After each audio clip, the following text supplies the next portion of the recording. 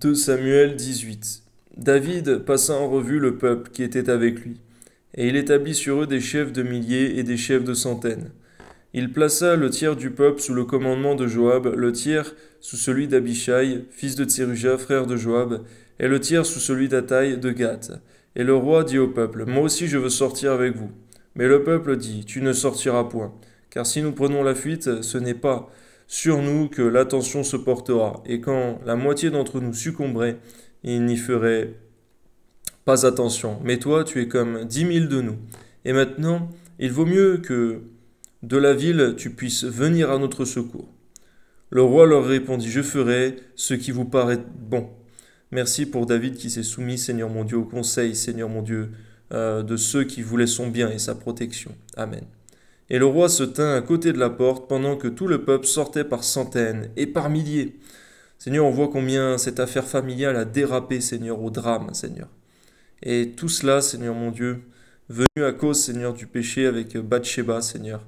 Alors je te prie au nom de Jésus, Seigneur, que pour tous nos frères et sœurs, Seigneur, dans le monde entier, tu permettes, Seigneur mon Dieu, le soin, Seigneur mon Dieu, d'une famille, Seigneur mon Dieu, gardée dans la sainteté, la pureté, la protection, Seigneur, sous ton regard bienveillant et les bonnes décisions pour éviter, Seigneur, les scandales. Amen.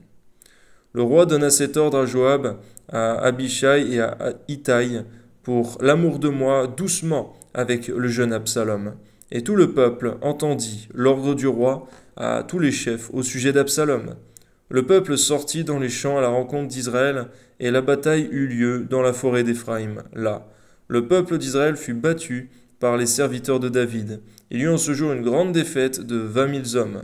Le combat s'étendit sur toute la contrée, la forêt dévora plus de peuple ce jour-là que l'épée n'en dévora.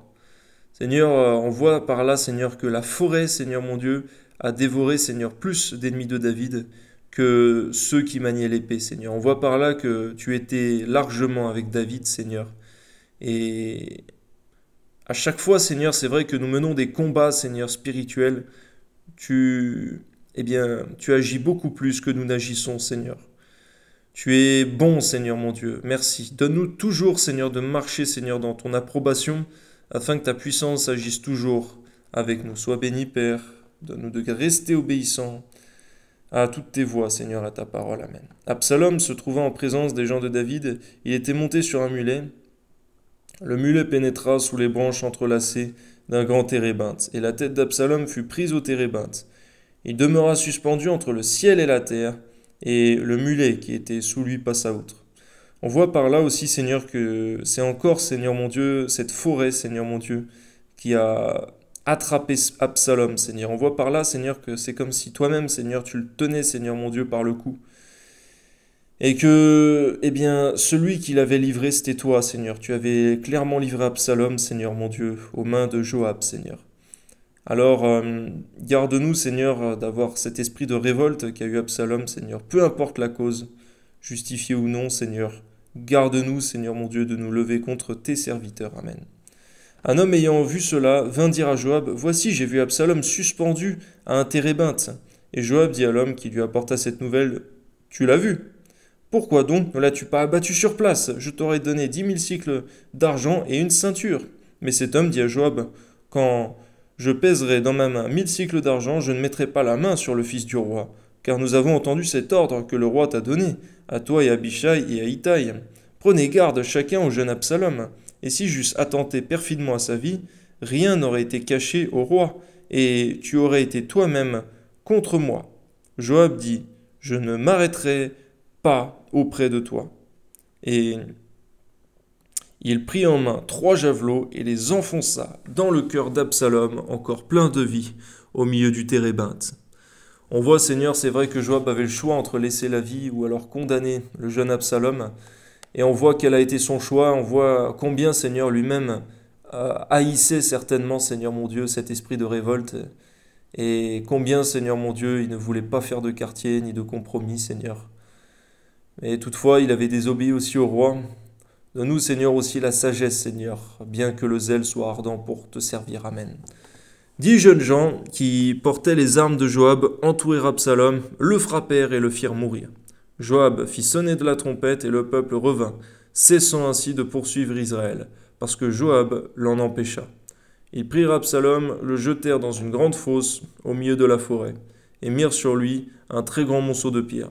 On voit aussi Joab par cela, Seigneur, qui voulait qu'un seul homme meure plutôt que toute une multitude, vainement. Amen. Tout Israël s'enfuit, chacun dans sa tente. De son vivant, Absalom s'était fait ériger un monument dans la vallée du roi, car il disait « Je n'ai point de fils, par qui le souvenir de mon nom puisse être conservé. » Et il donna son propre nom au monument, qu'on appelle encore aujourd'hui monument d'Absalom. Achimath, fils de Tsadok, dit « Laisse-moi courir et porter au roi la bonne nouvelle que l'Éternel lui a rendu justice en le délivrant de la main de ses ennemis. » Joab lui dit « Ce n'est pas toi qui dois porter aujourd'hui les nouvelles, tu les porteras un autre jour, mais nous aujourd'hui, puisque le fils du roi est mort. » Et Joab dit à Cushi « Va et annonce au roi ce que tu as vu. » Cushi se prosterna devant Joab et courut.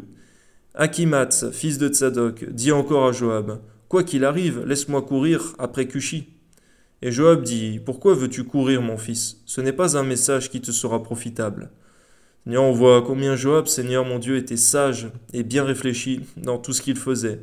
Il n'a rien fait, Seigneur, à la va-vite. Tout était bien réfléchi de sa part.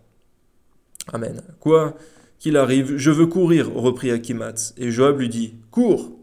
Achimath courut par le chemin de la plaine, et il devança Cushi.